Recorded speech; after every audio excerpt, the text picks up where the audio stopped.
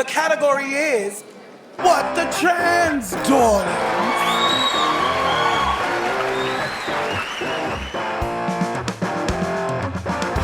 Hello, and a very time of day appropriate welcome to you, and welcome to What the Trans. What the Trans. This episode was a bit like the old days because I definitely had a spoon shortage, which meant that the episode that we were kind of planning kind of went out the window because I wasn't in a place to prepare anything, and we just sort of prepared it this morning just before recording, like the old days. How did you find that? Fine, yes, it was an interesting return to form, I think. This is also episode 60.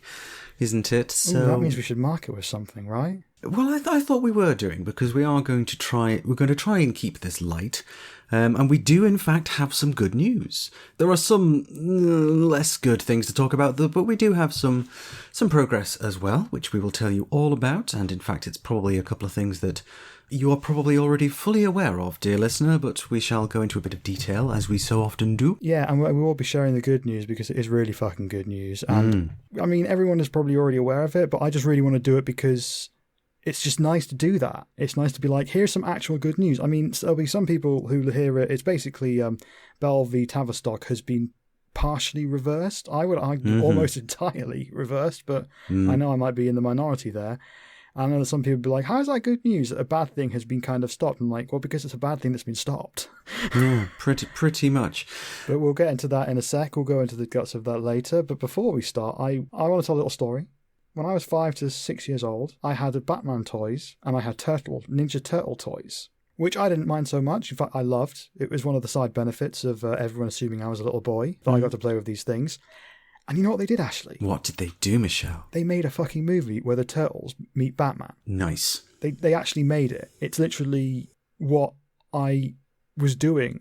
I mean, I don't want to say that I invented fan fiction, but DC and Nickelodeon made this fucking thing. So you got the Turtles running around with Batman, you got like them joking around with Damian Wayne, who's the current Robin, and Alfred and all of that, and it's just like, it's canon now. It's canon. Like, Turtles should be in the DC universe. This is going to alienate so many people. This little rant. But I had to put it at the top because there's something that genuinely gave me so much joy. Like, I've watched it 3 times. Nice. Okay. All right. Is there anything that gave you any joy? Like, have you been up to anything? I mean, yes. I've been up to a fair few things, some of which our listeners may have already come across.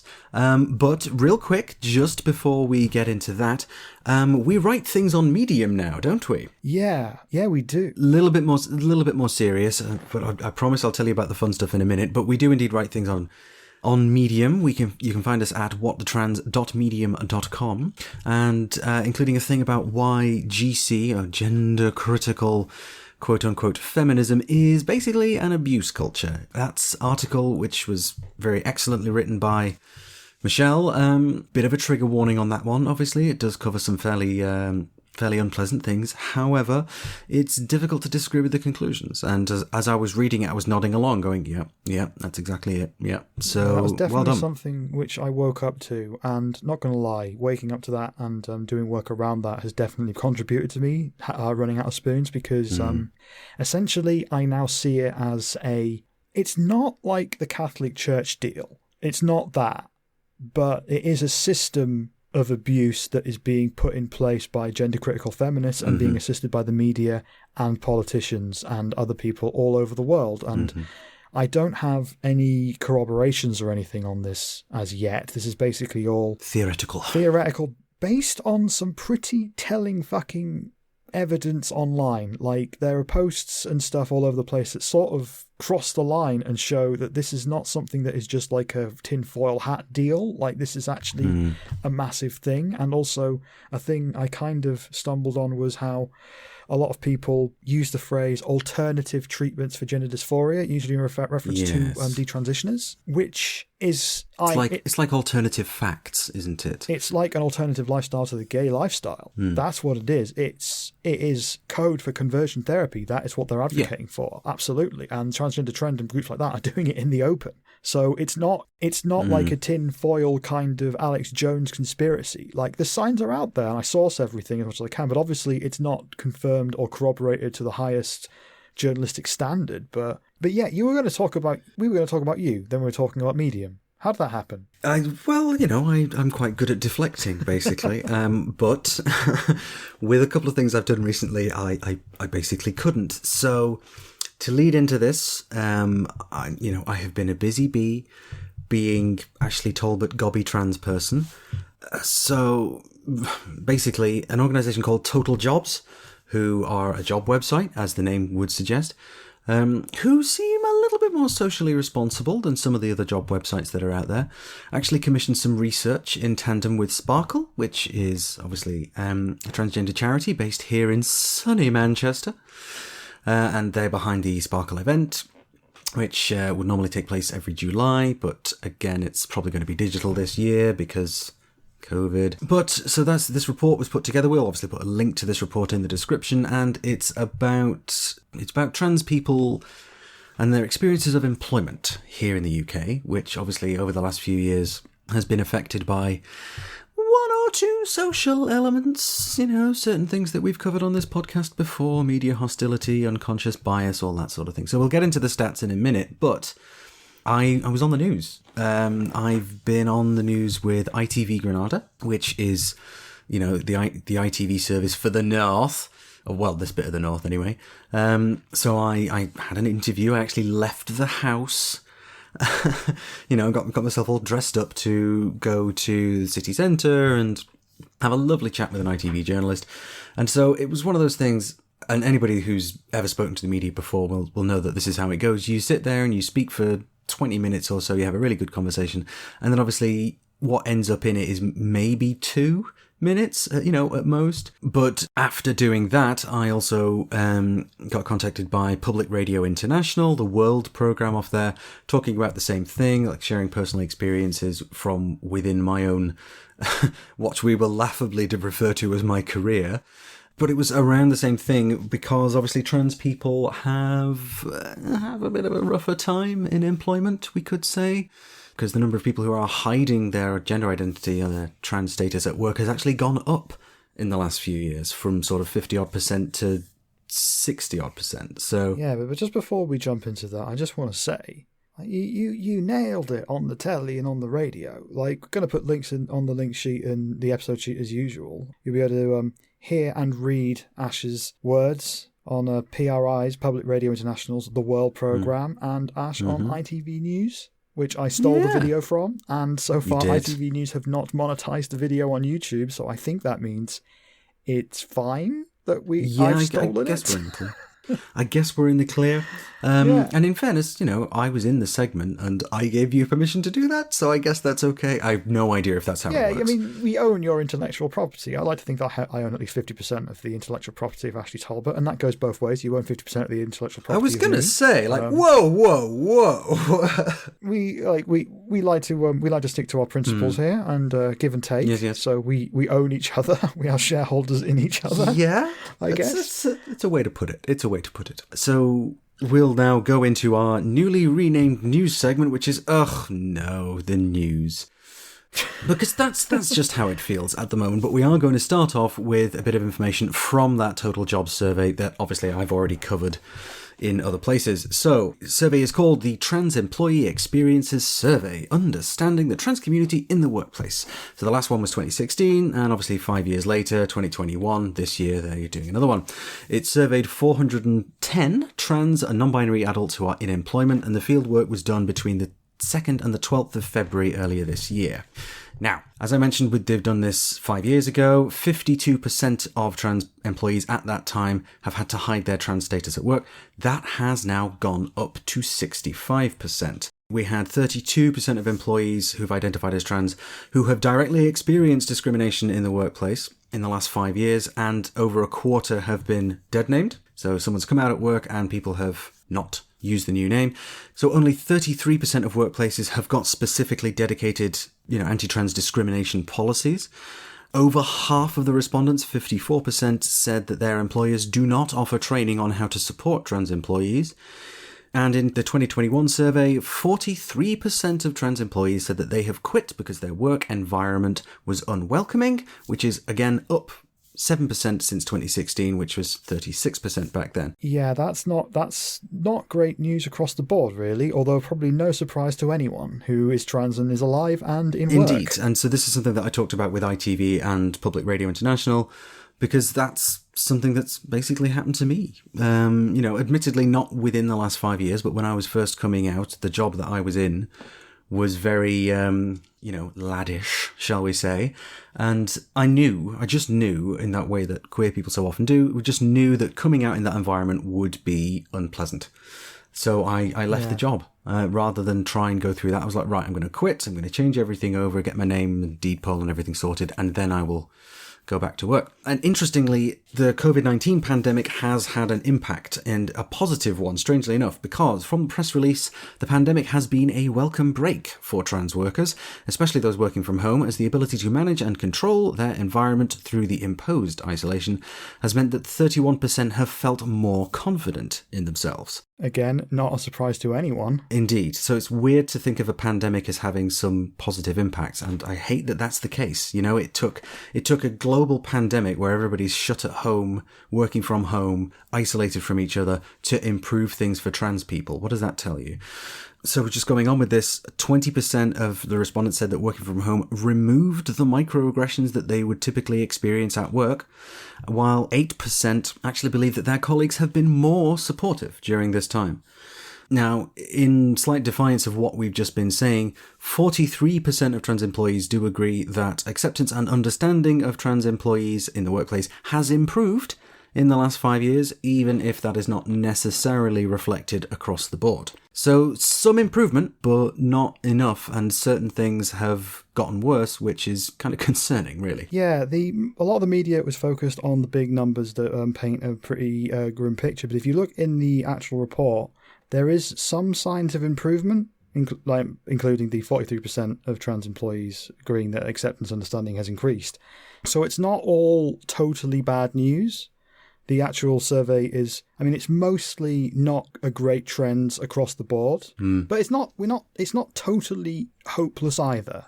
Like, there are some things moving in the right direction. I think it's important to report the full spread, because there's a lot of pressure on media outlets to create the sexiest version of things to get clicks, and that's just the nature of the business. That's the nature of the beast. But yeah, the employment thing doesn't necessarily surprise me, although one thing that I learned from it, which probably shows my own singular output, is that the idea of not being known as trans to me is very alien to me, because the second I open my mouth, I'm pretty much done for. Like, people will know. And I don't really have a problem with looking trans or anything like that. Like, I try to embrace it. But the idea that, it just never occurred to me that people would necessarily hide and go stealth, even though I know that's a thing. Do you know what I mean? Yeah, it's just not if I'm going to a workplace, everyone's going to know I'm trans within 2 seconds of meeting me. And I think that's been my opinion on it as well. And I've swayed from one position on this to another over the years, but I am kind of with you in that I just assume that everybody will know that I'm trans,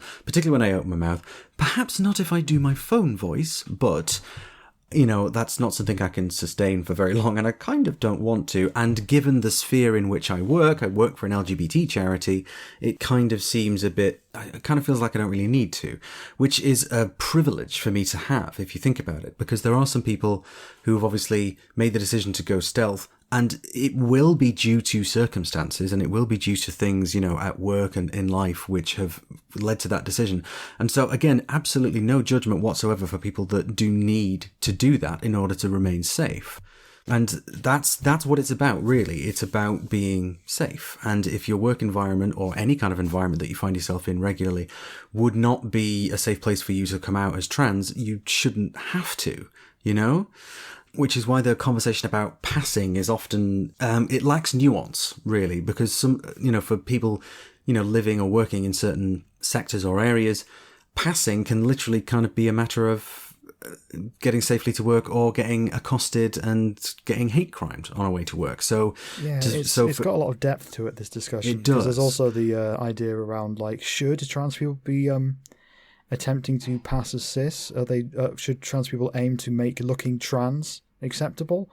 Yeah. And I'm not entirely on board with that, because I like to think that people people's needs are unique, and people should do what they need to do to meet those needs, whatever they are, and we should just stay out of each other's way and respect them as much as we can. Basically, yes. And so that's why when surveys like this come along, it does kind of highlight some of the ancillary issues to all of this, like particularly the kind of the increase in people actually hiding themselves at work. And that can be people who, as you say, are stealth and are just, living as their acquired gender with no problems, but also people who are not out and they know they're trans and they want to do the thing, but are hiding the fact while they're in whatever job they're in because they don't really feel as if they've got any other option, which it's a very, very difficult situation to be in. I was in that situation myself many years ago, as I mentioned, and it's just no fun. And I think there are some people I've known and spoken to who are like, oh, well, you have to try and pass, you have to try and look cis, as well as knowing people on the other end of that who are like, well, no, why are we bothering? People who go stealth are this, that, and the other. And,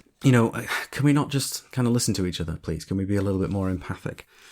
Anyway, let's move on from this, because that's a big old can of worms, which we will probably come back to in another episode. Yeah, and if you have anything to say on your experiences in work, whether you are one of the people that is hiding your trans identity, let us know, and we'll read you on the next podcast, because, we've got 2 trans women here. We've got similar experiences that overlap. I'd love to get some experiences on here around this from non-binary people, assigned female at birth type people, non-binary people, and see what the reality is there. Because I talk to people, and I could say some things that people have told me, but I don't think that would necessarily be the best way of doing it. So if you've got any input on this, hit us up on the Twitter, at whatthetrans, or hit us up on the website, whatthetrans.com, or email us, contact@whatthetrans.com, and we'll read out whatever you send on the next episode. But next thing, Arkansas. Arkansas, yes. So they've got a bit of their own Bell Tavistock on steroids going on. And it's worth pointing out as well that Arkansas, and all the information that we're about to give, is not unique to this one particular state in the US. There are several other bills targeting healthcare access for trans people, particularly young trans people, working their way through various states in the US. But we're going to talk about Arkansas because of the flip-flop that has occurred and the drama, I suppose. Yeah. So House Bill 1570 passed the Arkansas State Legislature and Senate on March the 29th. Now, Chase Strangio, who's the Director for Transgender Justice over at the ACLU, the American Civil Liberties Union, has described this law as the single most extreme anti-trans law to pass through a state legislature, and they are not wrong. It completely bans any kind of trans-affirming healthcare for young people in the Republican-controlled state, including puberty blockers or hormones, as well as pointing out a ban on surgery, even though that is not provided to people in that state. But let's move on. Oh, this thing, like, under 18s are getting surgery. It's not true. It's not true anywhere on the planet. It never has been. Looked. Yeah, exactly. It was briefly 16 or over in Thailand for a while. That's it. And then they moved it up to 18 afterwards. So it's nowhere on Earth. Yeah. Like, stop saying this, transphobes who don't listen. So the law still didn't kick in after going through the House of Representatives and the Senate, because the state governor, has to sign off on it, and this was the thing that surprised me, he refused to do. He vetoed it. Republican Governor Asa Hutchinson actually vetoed the bill, describing it as vast government overreach. I am not going to try and do an Arkansas accent. So on Monday, April 5th, shortly after the veto had been made official, Hutchinson told reporters that the law was part of a cultural war in America, which it's a statement very hard to disagree with. In a statement to reporters later that day, he went on to point out that banning appropriate and monitored healthcare would not stop people from being trans or from transitioning, but would remove their ability to do so safely and would end up pushing them into using black or grey market sources to obtain hormones and other treatment. So that's good, right? An unexpected turn of events from the governor.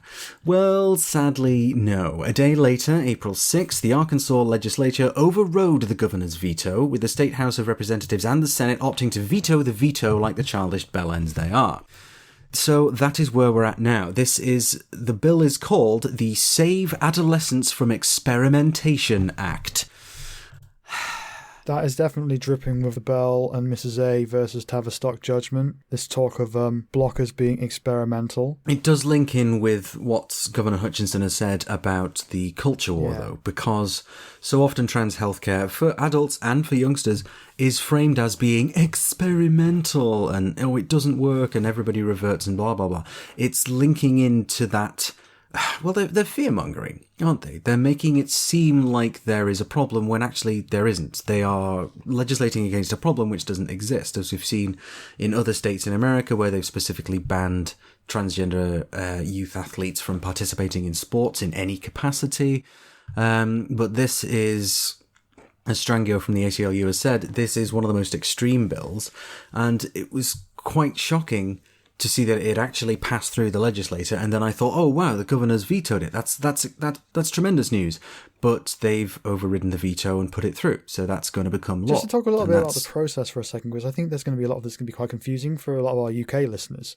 Essentially, we all know that there's a president, we all know that there's a national House, a national Senate, and then there's a national Supreme Court, and between all of those different units, they essentially hammer out acts and bills and stuff that affect the whole nation.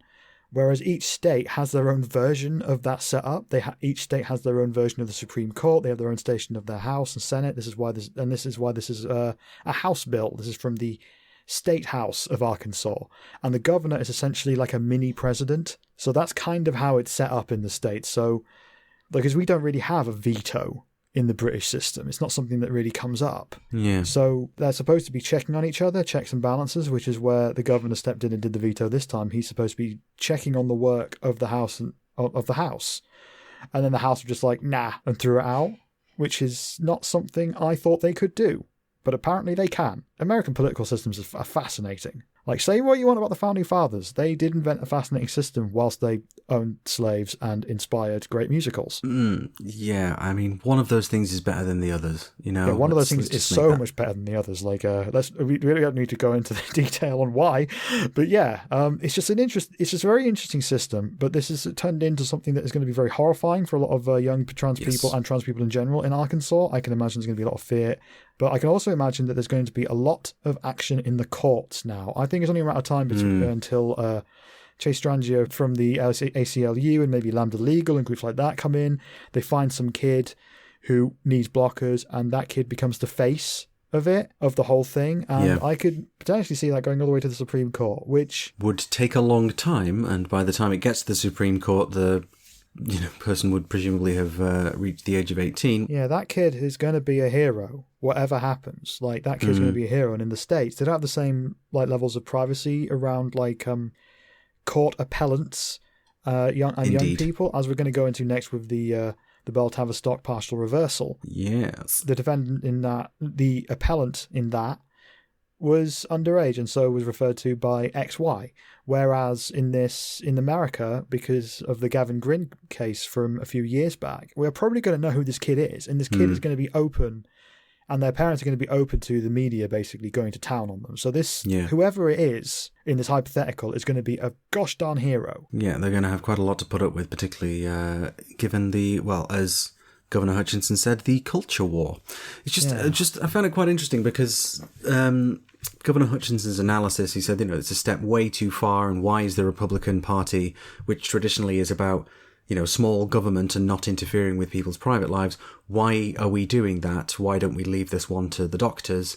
Why are we legislating this kind of thing? And it was just quite a bit of a breath of fresh air to hear that from a Republican governor.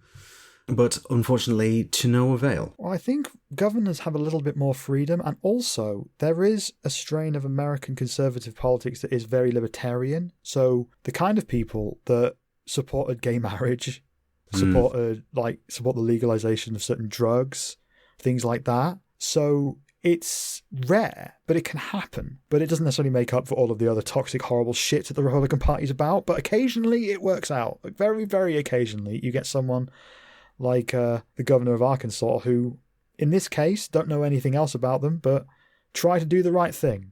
and it didn't happen. Indeed. So, so I'm sure more on that as the story develops. We're going to have to learn a lot more about American courts again, aren't we? It's just going to be like the Supreme Court all over again. I just We're going to have to reread all of the notes that we made. But it is worth pointing out that shortly after Joe Biden was inaugurated as president, his press team made a specific, the press spokesperson for the White House made a specific point of saying these anti-trans bills are against the law. So I wonder if the court case, if one does come up, is actually going to be coming from the other way, and the government state legislature of Arkansas is being censured or prosecuted by the national courts to stop this hideous bill from going into effect. Yeah, that is possible. That's what happened with when the Trump administration got in on the Supreme Court LGBT employment protections case last year. That's what happened with them. They worked with the Alliance Defending Freedom, Southern Poverty Law Center designated hate group, and the group that had a surprising amount of involvement in the Bell V Tavistock judgment. So indeed. So let's move on to that, shall we? Yeah, that leads on nicely to the final bit of news, and some really good news. This is going to be a genuine pleasure to talk about now. On the 26th of March, the High Court ruled that parents can consent to puberty blockers for their children. That essentially means, in practice, I think, an astonishingly encompassing part, will essentially reverse the Bell V Tavistock judgment that came out in December last year, that essentially made it so everyone seeking blockers on blockers would have to go and ask a judge for permission, regardless of whether their parents consented or not, which gave a lot of people worry. I talked to a lot of parents, and yes. a couple of the young, and a couple of young people who they weren't feeling that. That was a bad Christmas for them.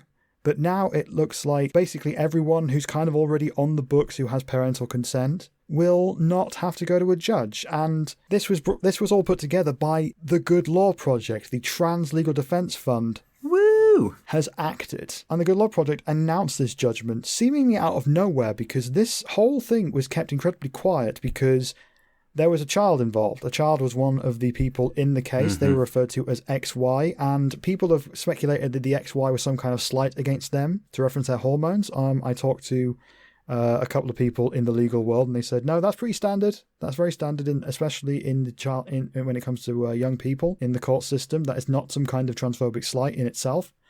But yeah, if you want to see evidence that the Trans Legal Defense Fund isn't messing around, this is it. And the Good Law Project put out a statement saying, the decision means that children with that support from their parents will no longer be barred from accessing puberty blockers by the Bell decision. It is not unreasonable to describe this morning's decision as in large part reversing the practical effects of Bell. Woo! Several days later, the Good Law Project also sent a letter to NHS England demanding that they implement this ruling. Essentially, after the December judgment, which is where all the trouble began, NHS England very, very quickly implemented a total stoppage of all referrals for puberty blockers, within a number of days. It did not take long at all for that bit, did it? When the Bell Tavistock judgment landed in December, NHS England acted very, very quickly to put a stop on all of the movement when it came to blockers, no new referrals, and they sent out communications to everyone who is on blockers, essentially saying, stand by, we're going to give you information about how to deal with the court stuff you know how to deal with now. But then the parents didn't hear anything else. They were kept totally in the dark. But in the letter that was sent by the Good Law Project to NHS England, they had this to say. NHS England moved very quickly once the Bell judgment was handed down. We see no reason why it cannot move equally promptly to respond to this case. We are content to give NHS England 7 days to respond to this letter to confirm that, in cases where there is parental consent, changes will be made to the service specification to remove the need for the Tavistock to go to court in all existing cases, and also to allow new cases to commence treatment. This letter was sent on the 26th of March. Obviously, it has been 2 weeks, more or less, almost 2 weeks since that has been sent, and there's been no word from NHS England. So we've reached out to NHS England for a statement to try and clarify what they are planning to do, and so far they haven't got back to us as yet, but we will get that statement for next week's episode for sure. So that is incredible news for all of the parents and kids and families who are directly involved with this. I'm sure that there'll be many breathing a sigh of relief. I've spoken to a couple of them, and this conversation is described as, so, how are you doing with it? And it's just a big sigh that goes on for about 45 minutes to an hour. Yes. Yeah, this is... I know that sigh. Yeah, it's been it's done an incredible thing for a lot of people's mental health. And Mr. Moe from the Good Law Project has been very, very vocal about this on Twitter and been saying that there is still a lot of work to do, because there is definitely for sure going to be a lot of our young people who do not have parental support in their transition who are definitely going to need the help. But it should be said that practically the Tavistock, if you didn't have parental consent, you probably weren't going to get through the door. At the very least, they would need to find their way to the clinic on their own, which is not going to be easy. So I think we've kind of returned to a shit situation. It was a super nightmare shit situation. Now it's been promoted back to the shit situation it kind of was. Of course, if I'm wrong about that, please let us know on all the communication things that we have. But I believe that this is kind of what we were hoping to happen in the June appeal, but it came a lot earlier, and it just came out of nowhere because nobody knew this was happening. And it's worth pointing out as well that the June appeal is still taking place, so that if the June appeal, takes place properly and overturns Bell completely, then, this whole period of months where there's been all this stress has been a bit of a waste of time.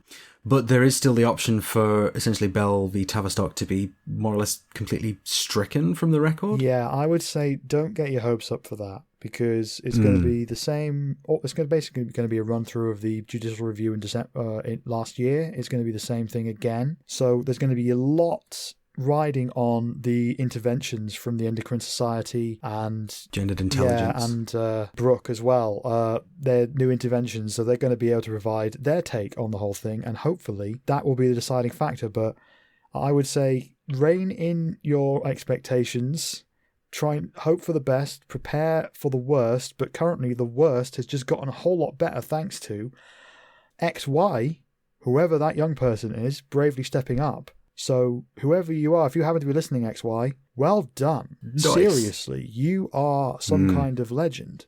Now, the final thing on this is that the Trans Safety Network are the people that pointed this out, and I've been talking to some of the people as part of that project a lot. They are amazing. They sure are. They are absolutely fantastic. I'm going to provide all the links in the description. You should check out everything they do, and you should definitely follow Mallory online.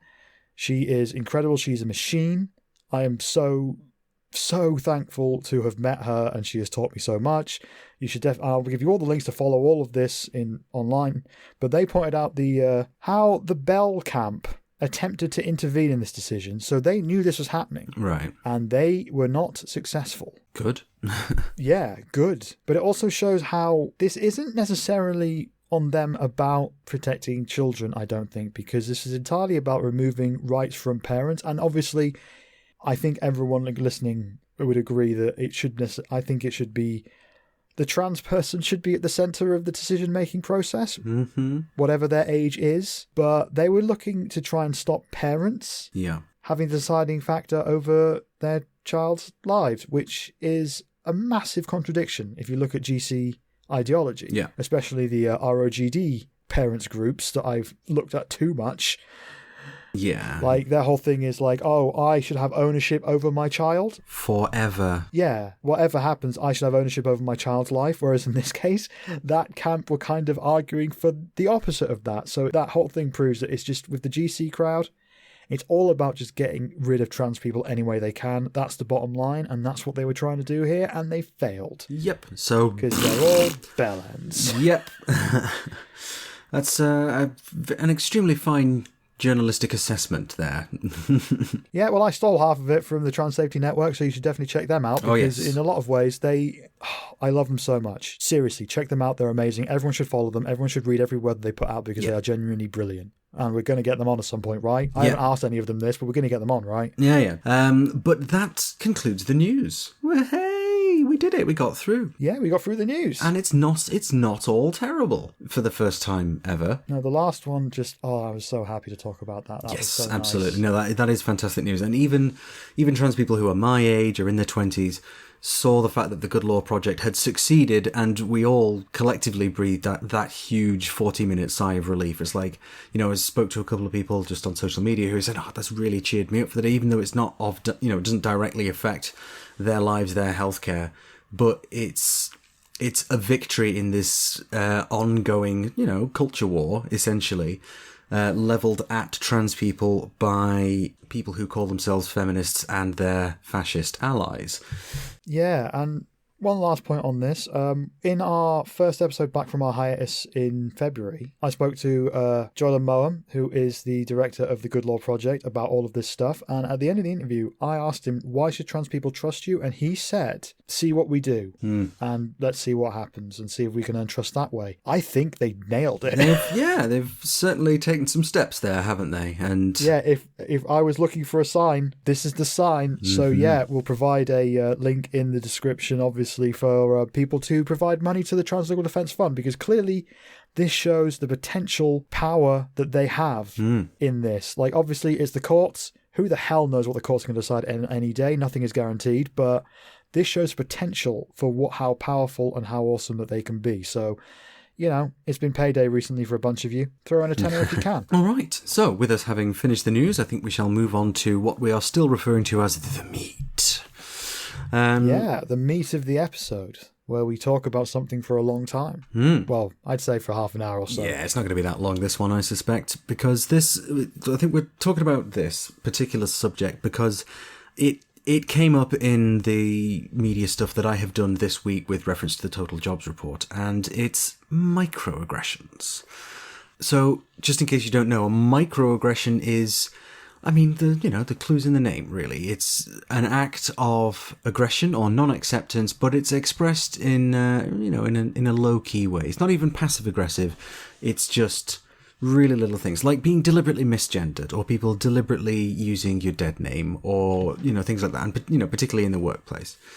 And so those are regarded as microaggressions. I'm sure we've all experienced them. People that just refuse to move on, refuse to accept our identities, and they will choose to express this by deliberately using the wrong pronouns or deliberately saying something which is like, oh, what? So you're asking needlessly personal and invasive questions, not because they want to know the answer, but they just want to get under your skin. That's, those are the microaggressions. But then it also could include, like, stuff that is not intended to be. Like, the microaggressions can come under pretty much anything that makes you aware that you are a person who is a member of a minority in a way that is deeply uncomfortable. And I think a good example of this from my life is when I was at a party, and I think I've told the story before, and I have made this into stand-up before, so I apologise for going to stand-up mode and start telling jokes about this, but this is the true story, so I'll try and tell it as a person, not as a comedian.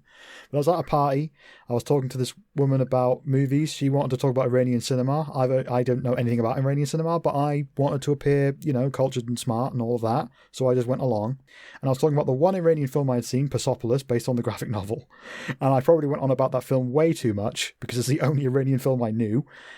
And then halfway through me talking about that, when I was talking about, how interesting it was, she just said, "You're a real woman, And she was trying to be nice, but it just came out of nowhere and just made me feel so... It was like she shone a spotlight on me. And I would class that as a microaggression, even though she was trying to be nice, because it was very much trying to be like, look how cool I am, look how awesome I am down with the trans. It's like, yeah, but I was just waffling on about a film then. And you've just interrupted this with your need to...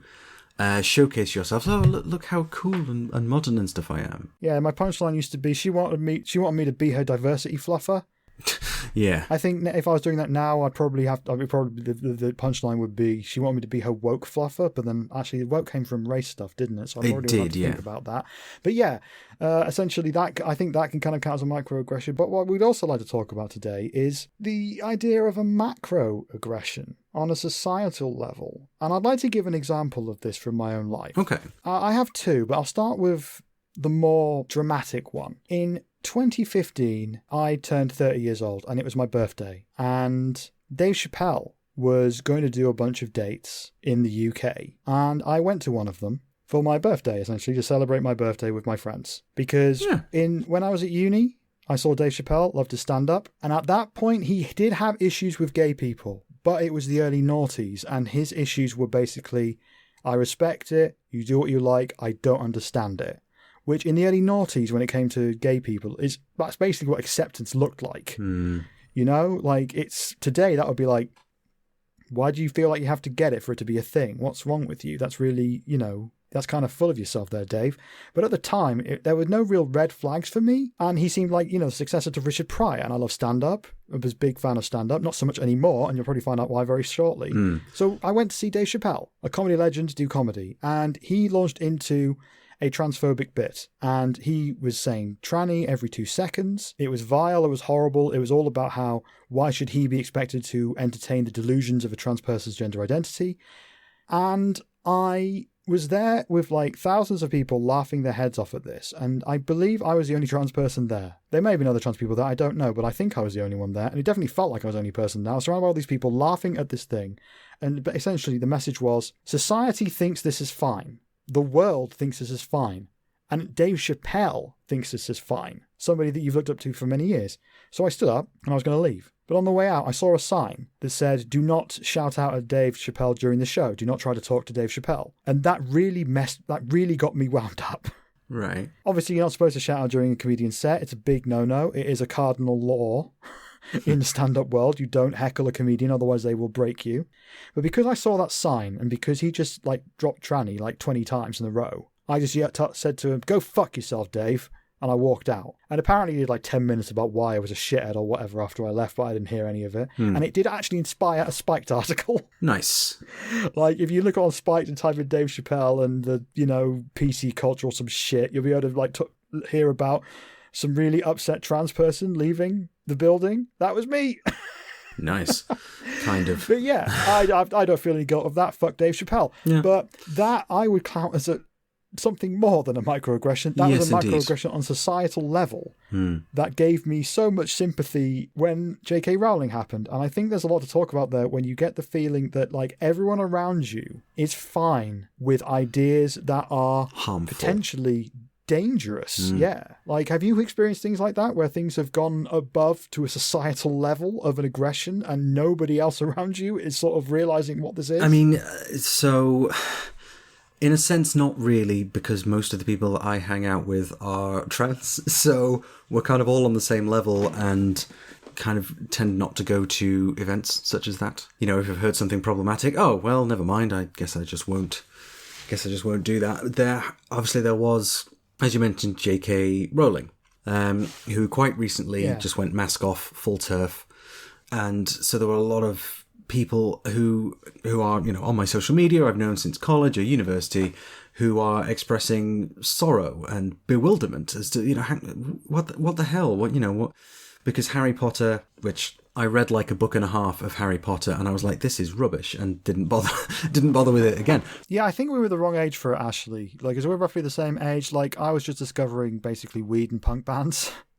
And I read like the first 2 chapters, like this is like kind of like a Roald Dahl book, and I'm kind of done with that kind of thing. So I just never finished it.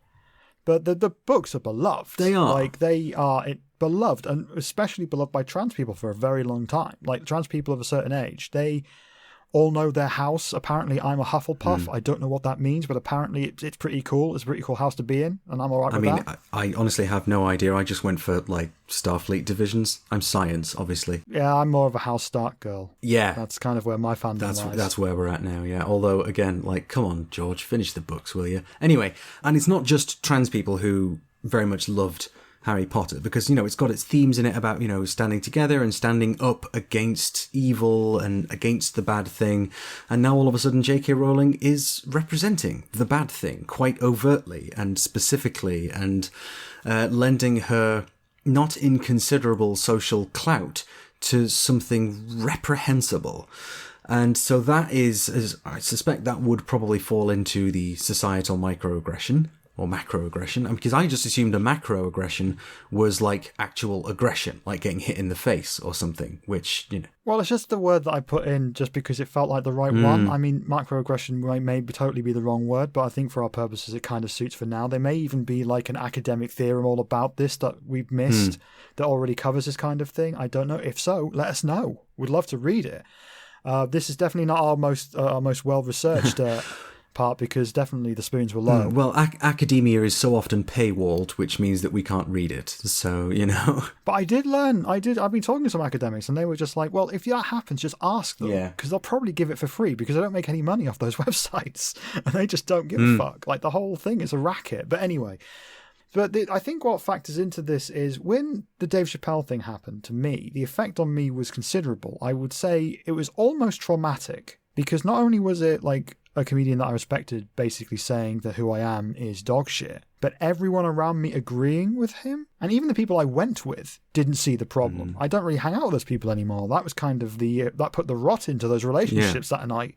Like there was a lot that went wrong. And so when the J.K. Rowling thing happened, I could see how J.K. Rowling coming out with all of that stuff, like her dog shit blog and all of that, and then the press repeatedly republishing stories from ex-actors saying, I don't think she said anything wrong. And all these stories about how, like, she had been silenced and all this stuff and how, like, she was the victim of it all. I can imagine that would have a similar effect, an almost traumatic effect on people's mental health to a certain extent, because it's not just this person you loved is a dick. Nobody else can see it. And how do you live in a society as a trans person if nobody can see the problem of this? And that was something I struggled with a lot with Dave Chappelle. And I was, again, a huge fan of Graham Linehan's work. A huge fan. Yeah, I remember. Even IT Crowd I loved, which is his worst show. Like, except for that one episode. Yeah, not fond of that one episode. I tended to skip that one. But I went to see Graham Linehan's The Lady Killers twice when it was in London. I went to see that twice with Peter Capaldi. That's how much I loved Graham Linehan. Although, to be fair, a lot of that was also, I want to see Peter Capaldi live in the flesh. That's fair. But yeah, like, and that also had a tremendous effect because suddenly there were loads of people not seeing what he was doing was bad either. And that, again, that put me in a depression for weeks. And I ended up smashing my DVDs of Graham Linehan with a hammer as some kind of cathartic exercise to try and get over it. And it helped. It really did. And that meant that I could... It does work, It really does. And I could look at Graham Linehan more logically after that point. But yeah, the whole thing with the J.K. Rowling thing is that was like those experiences times a billion. Where it was the world who seemed to not have a problem with it. Again, there's a whole echo chambers thing here, isn't there? Because with mostly hanging out with and being friends with most of my friends are queer and trans, and so there were a lot of jokes about how there was that post on Twitter where there's like someone's sofa leg had broken, and so they just put in the Harry Potter books underneath it to hold the sofa up. And well, books 1 to 5 are doing a better job of supporting queer people than the writer does. I thought that was quite funny. But there were so many of my straight and cis friends who are kind of a little bit more socially aware, shall we say, who were shocked by J.K. Rowling's, mask off turfness. Like, oh my God. And they'd perhaps been trying to justify it to themselves for a while by saying, oh, well, she must be being misled or something. But now kind of the why of it and the reasoning of it and what's brought her to this sorry pass kind of doesn't matter because the effect is the same. The actual impact of what she is saying and doing with regards to trans people is the same no matter what her motivation is. Like if the actions you're taking are harmful, it doesn't matter why you're taking them, it's still causing harm. And so I have various, people that I've known since uni and college get in touch to say, I'm like, can you believe this J.K. Rowling stuff? And I was like, well, I can actually, and here's why. Yeah, there was very much a, we knew about this 2 years ago thing. With comedians, which is kind of where my versions of that come from, in a similar way, but not really trans-related, Louis C.K. I was a massive fan of Louis C.K., even though he was incredibly problematic in hindsight, but, you live and learn. He did a lot of N-word stuff, which, looking back now, no. Yeah, that's I shouldn't have been a fan of him That at all is from the bad. start. So, yeah, But with that, like, when his stuff came about him being, I would argue, sexual abuse... Like, people don't call it that, but that's what I would count it as because he was coercing people into sexual situations that they didn't want to be part of. That sounds like sexual abuse that's to sexual me. abuse. And people call it, like, sexual misconduct. Fuck that. No, let's call it what it is. But anyway, when that happened, suddenly everything he'd ever done stopped being funny because it was him. And it became, the material was him seemingly justifying the worst parts of people's behaviour, which is something I took comfort in, just like, oh, everyone's got flaws, everyone's fallible, and that was a big appeal. It was very, very almost empathetic and kind, some of his comedy that really attracted me to it.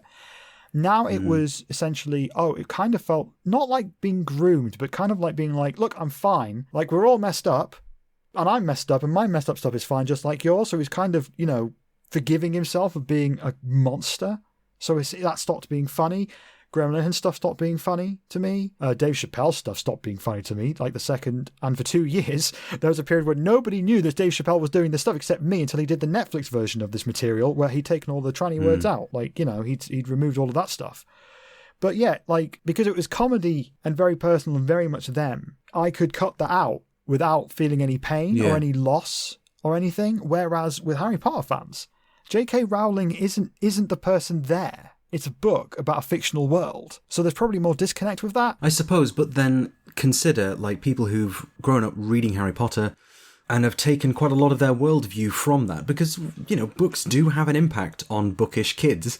You know, they do. They certainly did on me.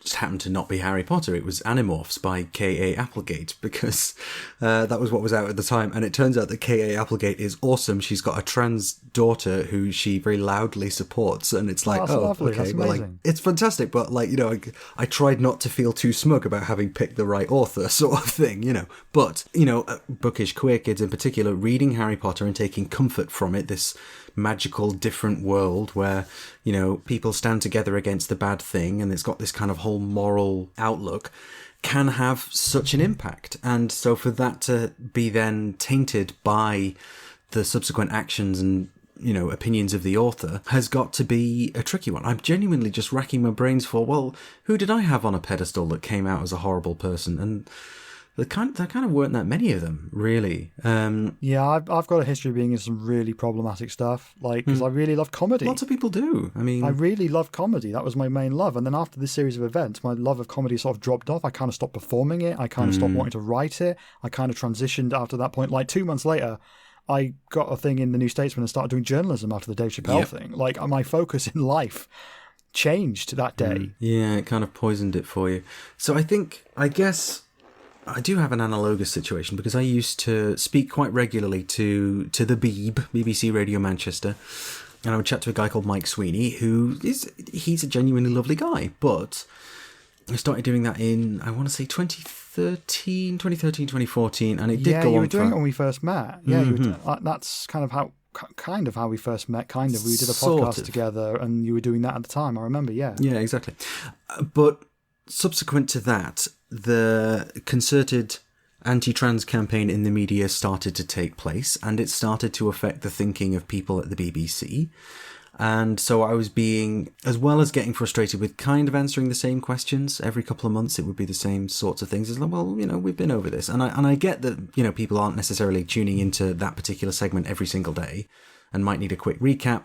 But what started coming in was, oh, well, we're gonna chat to somebody from Fair Play for Women or Man Friday or Transgender Trend as well. And it's like, no, I will not participate in that. And so the whole there was a segment that they were gonna do, which ended up not taking place because they couldn't find a trans person to take part in it. It came out through Sparkle, and I burned the bridge, essentially, quite consciously.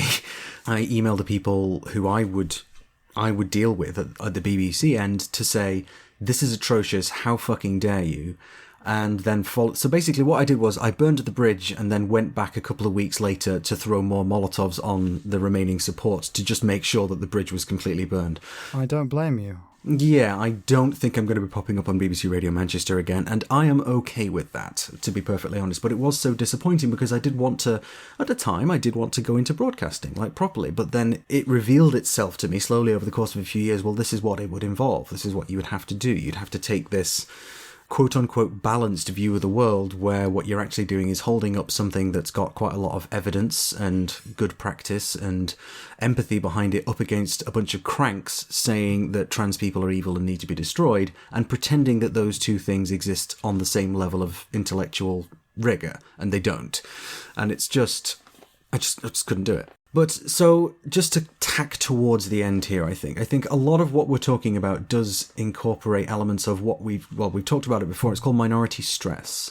So that element of being stressed out or being directly offended or upset by something which nobody else has a problem with, like being in that room listening to all these people laugh at Dave Chappelle attacking your identity specifically, is not something that the majority will experience. And this is part of what we would call minority stress. So, just in case you don't know, a quick rundown, minority stress is a healthcare and sociological model that outlines all of the unique stressors, things that stress us out, that stress out specifically those people from marginalized communities. And it can result in poor health and poor mental health and even, self-harm and things like suicide. But minority stress is definitely something that the majority of the people that I know and hang out with, we've experienced that because it's constantly answering the same questions. It's constantly dealing with those microaggressions. It's having to explain, actually, no, J.K. Rowling is wrong and here's why, over and over and over again, which most people don't have to do. Most people don't have to deal with that. It's pretty straightforward, people who are listening, maybe, who have no idea why J.K. Rowling is transphobic. She argued that trans people of a certain kind should be denied access to spaces that everybody else has access to because they are trans. That's textbook transphobia, essentially. That's literally it. That's what she said over 3,500 words because she uses too many words because she's been told too many times she's the best writer who's ever lived, and now she uses too many words, which is something that happens to writers who get told that. Yeah, but it's not just writers. Obviously, I've known quite a lot of musicians who've believed their own hype. And start doing 20 minutes long songs based on the Adamites in the 2nd century or something. But yeah. Actually, I would listen to that. But anyway. But yeah, the thing with minority stress is it can build up. And I wanted to sort of talk about this a little bit, but not go into too much detail. We're going to include an explainer from Talkspace that is probably the best explainer I've seen that sort of breaks things down. And also there is a YouTube video by Kathy Hanville, who is trans of some description, I believe. I don't know for sure, but their pronouns are she, they. She put out the only resource I could find on this specific to trans people, all about minority stress for trans people. It is a YouTube video that at time of recording has 11 views. And at least 4 of them are me. Mm-hmm. So people out there, let's at least triple that. Yeah. Let's at least get it up to 40 or something, please. But yeah, this is something that happens to trans people all the time, I believe. I don't see it necessarily being discussed and is not necessarily understood. And I think this segment is actually one of the few segments that I would say, cis people listening, take some notes. Please. We don't make anything with you in mind ever, but this is the closest we're going to get to doing it. This is the closest to a 101. But I have a feeling this is going to be one of those things where there's going to be a lot of listeners who have seen this, experienced it themselves, but never really had a name for it. Yeah, didn't really have a name for it, haven't really heard other people talk about it, and may hopefully feel better with us talking about it so that they know that they are not totally going down some horrible hole in their brain. But yeah, this is definitely a thing that is happening all the time, and I can only see it getting worse and worse and worse as trans stuff's in the media every week, so there's always going to be some prick at the office who's just like, hey, you see the news about Ralph Fiennes defending J.K. Rowling? And it's like, and the trans person should be like, well, I don't really give a fuck. Like, it's Ralph Fiennes. He was really good in Schindler's List, but, he was really good in Bruges, but, I don't care. Whereas I can see this is a scenario where the work person's just being like, oh, but what do you think? What do you think? Because they want to get in on the drama of it or something. Exactly. And there is something I'd like to end on that will hopefully give people some hope with this if they are experiencing this themselves. Find community. Find trans people online and ask them about this, because you would be astonished how quickly you'll be vibing with someone. It doesn't matter if they're a trans person anywhere on the political spectrum, anywhere in the UK, or maybe even anywhere in the world. But if you mention a situation like this, where you have been almost somewhere between gaslighted and horrified at the implications of all of these people not seeing a horrible transphobic thing in plain sight, I think you'd be surprised at how quickly other trans people would be like, mood, vibe, mood, vibe, mood, whatever people say. What do people say when they do that now? I'm out of date, I know. I say mood, but I'm probably out of date as well. So. Oh, the kids say facts. Ah, yes. But they say it without a T, they say facts. Oh, okay. I thought that was a reference to Factory Records, but again, there we go. That's showing my age there, I think. Showing your age and your northernness. Yes. But yes, I think that's us more or less done and heading towards the end of the show. But first, before we do that, I have a personal request. Dear listener, I love you, I do. But in the bottom, in the, link sheet description thingy that we have, there is a survey. Now, as I have mentioned before on the show, I am on the steering committee for a project called the Trans Learning Partnership. Now, this is a joint venture, essentially, by the LGBT Foundation, Mermaids, Gendered Intelligence, and an organisation called Spectra. And we have, more accurately, our research coordinator has put together a survey. And what we want to do is, it's a joint service user survey for people who have access to the groups and resources through Gendered Intelligence, the LGBT Foundation, Mermaids and Spectra. The idea is we want to find out more about who is accessing services through those groups, what their specific needs are, and how their experiences and demographics differ across the different organisations. So I know that a lot of our listeners are going to have accessed services or attended events hosted by at least one of those organisations within the last year or so. So if you have a spare few minutes, we would love to hear about your experiences as a part of this. So yes, that's the Trans Learning Partnership, which is underway, and there's some very interesting research which I'm sure we'll cover once I'm able to do that. But for now, there is a survey. We want to hear from you if you have accessed services or attended an event through GI, LGBT Foundation, Mermaids and Spectra. So if you can do that, I would be very, very grateful. I'll be filling it in myself once we finish this recording. But yes, thank you all for listening. Yeah, thank you for listening to this. This was not the most polished episode we've ever done because obviously spoons were low after Indeed. me looking into GC as an abuse culture. Please check that out on Medium. But yeah, that's the show. It is. This is not the best sign-off I've ever done. Well, the sign-off's the sign-off, and you can find us, of course, on facebook.com/whatthetrans. Twitter, we're at whatthetrans. We're obviously whatthetrans.medium.com as well, and we have a fancy website, which is whatthetrans.com. So thanks for sticking with us, and we will, of course, be back with more of our usual hijinks within the next allotted period of time. But for now, I think next week is the traditional way. Indeed. Yes. So we'll speak to you all next week, and thank you for listening, and stay safe. Have a good one. Bye-bye.